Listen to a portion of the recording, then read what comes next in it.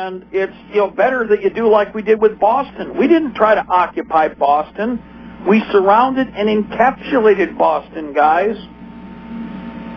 Anybody remember that? We didn't go into Boston. We surrounded Boston and starved them out. Well, we kept them contained. But we didn't bother going, let's go protest against the commander of British forces. In 1774, there were mild protests here and there. Most of the protests had to do with us going out and confiscating the ammunition and, the powder, the flint, and the muskets from the colonial arsenals that the British military had occupied. That was the only kind of protest, and that was actually where people shot at each other before Lexington and Concord, as we pointed out many times. Yep. But we didn't bother going to Boston and going, let's take everybody to downtown Boston and let's show those British people, those soldiers, that we don't like them. Well, everybody already knew they didn't like each other. And they also knew that the Crown wasn't going to, they weren't going to listen. If they weren't listening bureaucratically, they were not going to listen militarily. Right? So that's my argument about, things to take into consideration with this whole idea that we're going to somehow have some kind of, activity in Washington that they're going to listen to.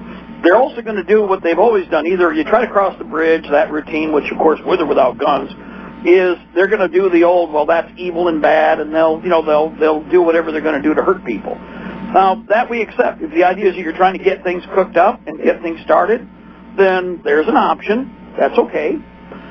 It would work. I mean, definitely if you start shooting people there, you're going to have a real problem with everybody else that's got guns deciding to go hunt people that are of like mind that are working for the government. Yep.